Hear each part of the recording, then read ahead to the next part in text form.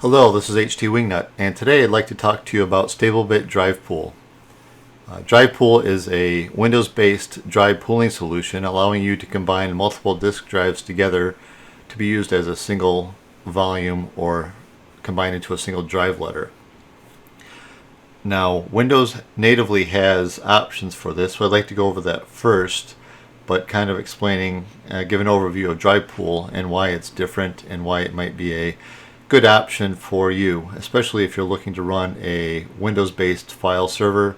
You don't want to get involved with a complicated or expensive NAS setup. You can run it off an existing Windows machine. If you go into disk management in Windows, like in this case, I have many hard drives connected to this computer right now for just for demonstration purposes. You can see here I've got these three 500 gigabyte hard drives. Normally people would just smack a hard drive in their computer or an SSD and save their data to it and call it a day, right? Well, let's say you've got a few hard drives around and you want to store a lot of extra data. Like in this case, you'd have to manually save data to each of these disks individually, right? What you can do is you can combine all these disks together to be used as a single drive. So this is 465 gigabytes, which is really a 500 gigabyte drive, but due to binary to decimal conversion, it's 465 gigabytes usable. In any case, so you combine these three drives, you've got 1300 to 1400 gigabytes or 1.3 to 1.4 terabytes of usable space. So you can combine these into one volume, so you just have to save to that single volume and it will automatically distribute the data across the three disks. And natively in Windows you have a few options, right? You can go into and select one of the disks that you want to make a pooled volume from, and you have options to go spanned volume, striped volume, or mirrored volume.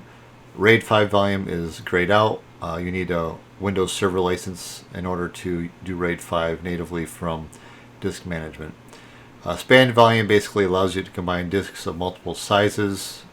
They don't necessarily have to be all the same size, and it will basically just combine them into one big disk, which is similar to what Drivepool does, but there's a big difference. I'll talk about that in a minute. Striped volume is basically RAID 0, where you stripe the data across all the disks, so it gives you an increased performance, read and write, but at the risk of, if one disk drives in the pool or the volume or the RAID, all your data is gone. Same thing happens on the spanned volume. If one disk goes bad, it goes missing, it just doesn't work, everything on that volume, all the disks that hold all the data, just one goes missing, all your data is gone. And then you've got mirrored volume, which basically allows you to combine two disks together of the same capacity, and when you write to that volume, it will be seen as a single drive letter. It will write to both the disks, so if one disk dies, you have access to your data still. I'm not going to go through those. It's really just kind of explain what options you have. There's also something called storage spaces. If you go to your start menu, go ahead and write in storage. You can see manage storage spaces here. And you can actually create a new pool. And the similar way that you can do this in disk management, you can create different types of pools. Right? In this case, we will do 0, 1, and 2, which are the 500 gigabyte hard drives, and go ahead and create pool. Okay, now in this case you can it will assign a drive letter to the pool, and you can create a two-way mirror, a simple, basically just a spanned volume, or a three-way mirror or parity. So you do have options on here too, but like the other ones, there is complication. You lose one disk, you don't necessarily have access to all your data, and that's where Stablebit Drivepool comes in. Back out of here.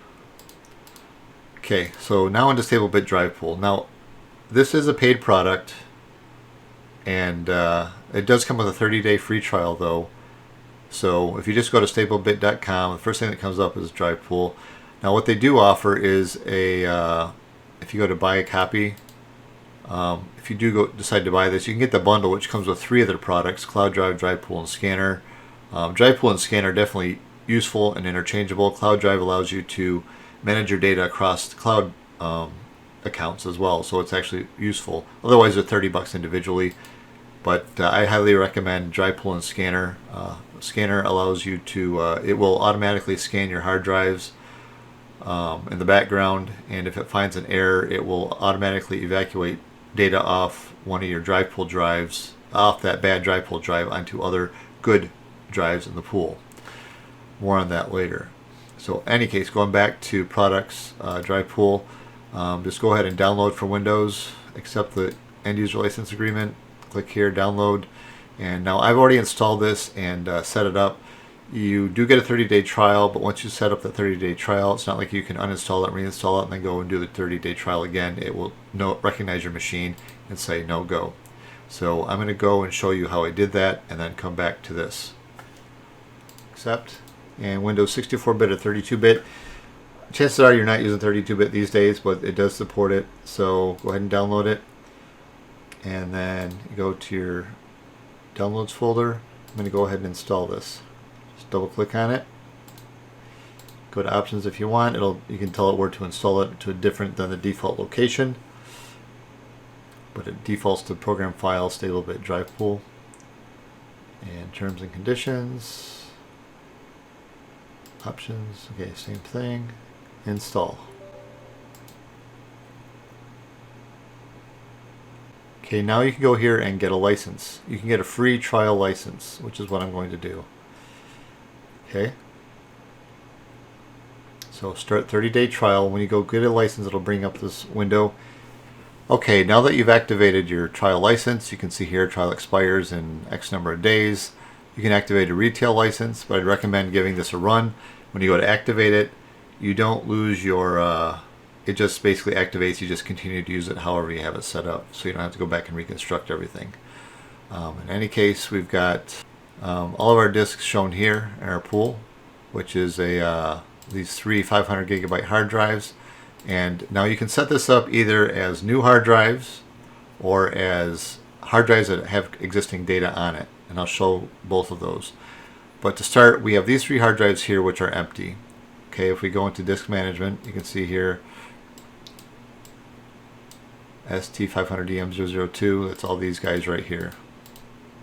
Okay, these are empty.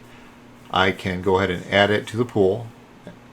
And when I add a drive to the pool for the first time, just click on Add button. It will automatically format the disk and then add it to the pool. And then your drive pool letter actually becomes, it automatically assigns a drive letter for that the drive pool.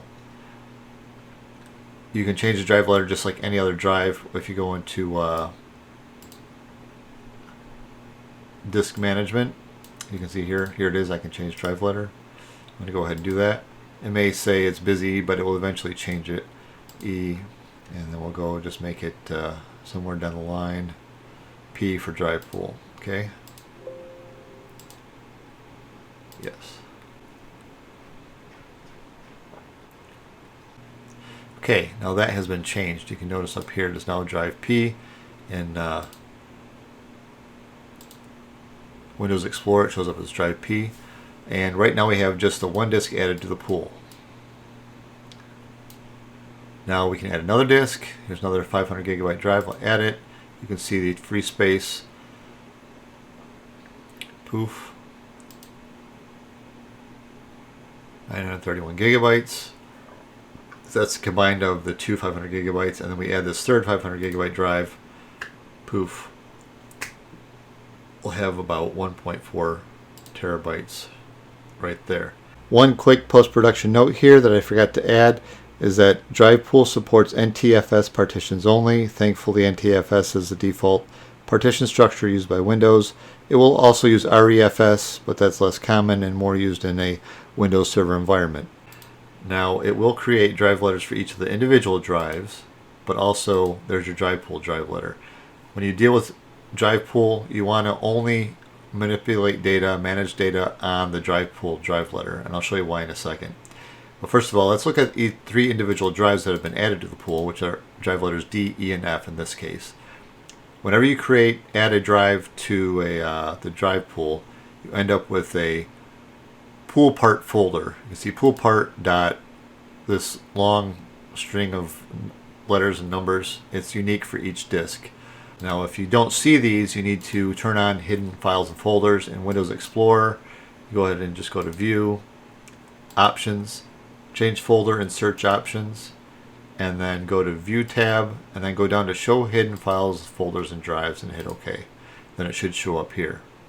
Okay. So now what I'm going to do is I'm going to add files to the pool now, because right now the pool is empty, right? So I have an SSD here that with some files on it I'm going to copy over. Okay, files A and files B. And I'm just going to click and drag like I would any other file, move it over to the P drive, the Drivepool drive, and it copies the files over. Copy the files over. I'm going to go ahead and disconnect the SSD. Alright, now you can see that total file size here, we have 2 folders, 46 files, 6 gigabytes of data. You see them together here. Now if we go on to the individual disks under the pool part folder, you'll also see the folders files A and files B. But files A, each folder will only contain a portion of those files, because what it does is it distributes the data across each of the disks. So these are all these are all unique to each disk. But when you go to the drive pool, you actually see them all together in their folders, respective folders.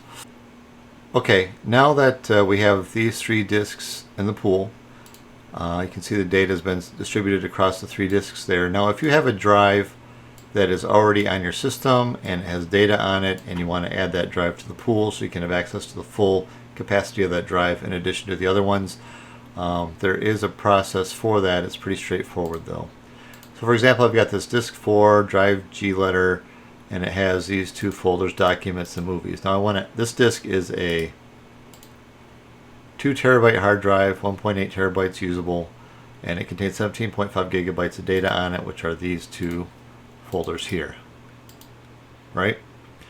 So if I want to add this disk to the pool, not just add the folders data to the pool, but I actually want to add the physical disk to the pool, you just do the same way that you did with the empty drives. You just go find it in Drive Pool here, Drive G Disk 4, and click Add. Okay, and what's going to happen is it is going to add it to the pool, and then your documents, your folders that are on your drive will not be added to the pool automatically. This is the only time that you should actually manipulate your data on the physical drive instead of using the pool drive letter. So what you want to do is the drive that you just added with the files on it that you want to add to the pool, you go to that drive, go to Documents and Movies, well, whatever your folders are, and just click and drag it into pool part. Now before I do that, you'll notice over here, if we go to Remeasure,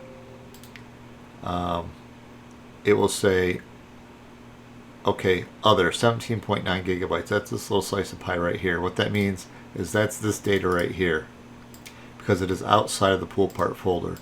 Now to add this to the pool itself, just highlight it, click and drag it to the pool part folder, and then bam, that's all you have to do. Do a remeasure,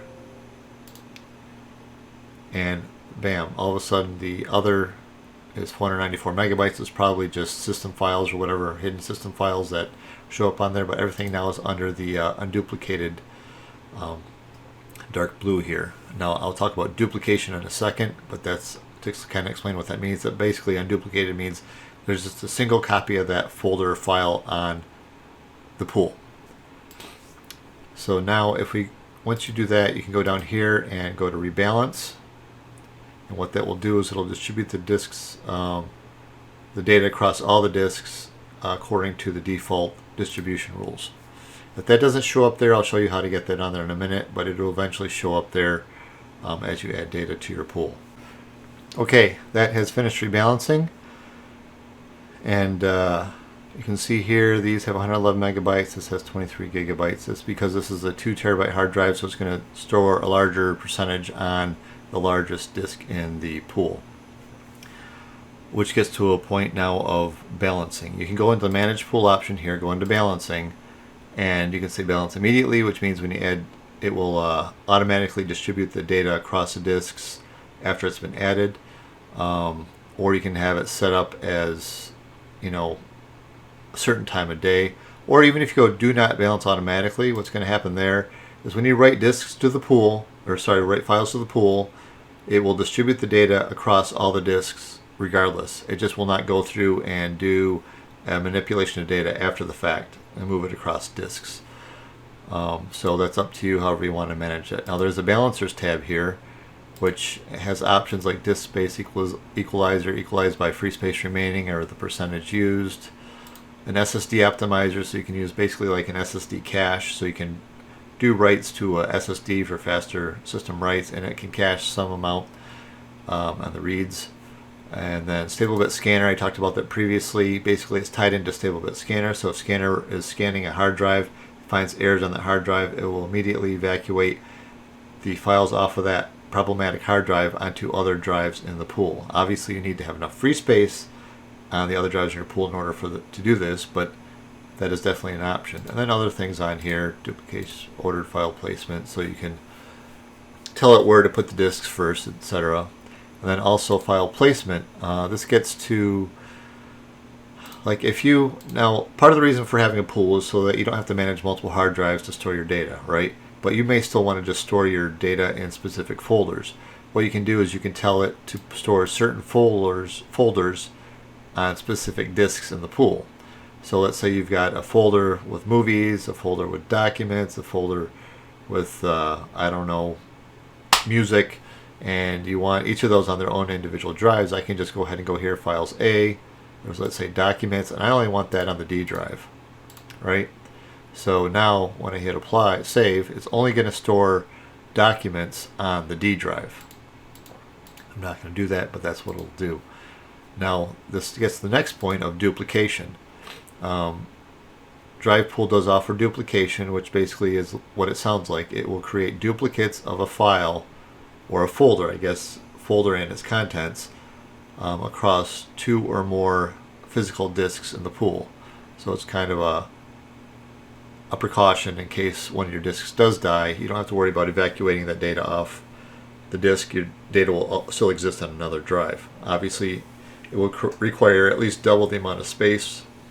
So if you duplicate a file with 2 times duplication, you need at least double the space. In order to do that, we'll go here, manage pool file protection, folder duplication, and pool file duplication. Pool file duplication is basically duplicating everything in the pool, entire pool. So basically you need double the storage space if you were to fill your disk to capacity. So that may be useful, but folder duplication allows you to do it on the folder level in case there are specific folders that have more valuable data to you than others. Go to folder duplication, like for example, I'll go to documents and I say change duplication level. I can go, it's going to give me a warning, okay, protect my files, and you can enable it to up to the total number of disks you have in the pool. So in this case it defaults to 3 for some reason, but if I want it to duplicate it twice, I do that, and now all the files in my documents folder, you can see it duplicating down here, will end up on 2 physical drives instead of just 1. So you can set that to 3, 4, or however many disks you have in your pool.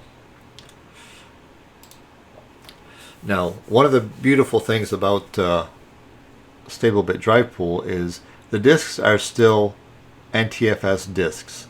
So even if your computer dies, your motherboard dies, you can pull a disk out of the computer, throw it in any other Windows machine or machine that can read NTFS, and under the pool part partition you'll find all the files that were physically on that disk.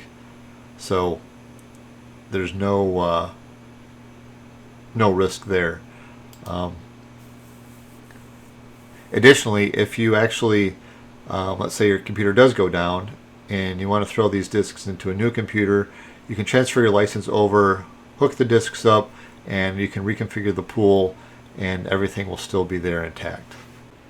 Okay, another thing is, say what happens if I pull a disk out or a disk goes bad, what happens to the pool? I'm going to do this right now. I have the discs right over here. I'm going to pull a disc out.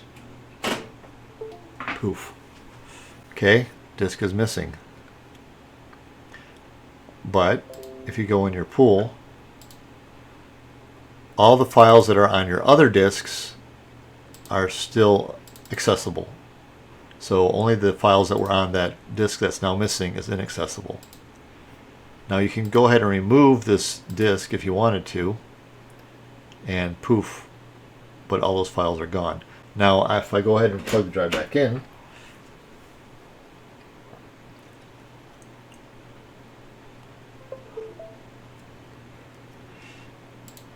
and it automatically detected it, and now it's going to go through, and there you go. Everything's back in place. No big deal. So now that we have this set up, now this can be used either in a server environment, or I guess I would call it more of like a file server type environment. So then all you have to do is just go and right click your Drivepool drive, properties, sharing, and then share it as P Drivepool, and hit OK. Now this drive is shared. Now if I go on the network, what is my IP address? Okay, so now if I want to access this from another computer, right, just like any other shared network drive, you can just access the IP address, and there it is, P Drivepool, and you can access it remotely.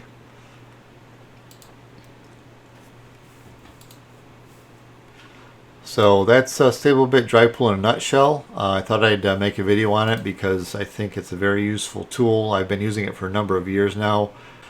It's real easy to use. I think it's worth the 30 bucks. It makes setting up pool drives real easy, and you don't even have to use it as a server. You can just, if you have a PC at home with a bunch of Steam games that you want to pool a few 2 terabyte drives together, you can do that as well. Prevent you from having to go out and buy a big 16 terabyte hard drive or something, although that's a story for another day. Fewer drives you have, less power it uses, but that's a different story. In any case, thanks for tuning in, and talk to you next time.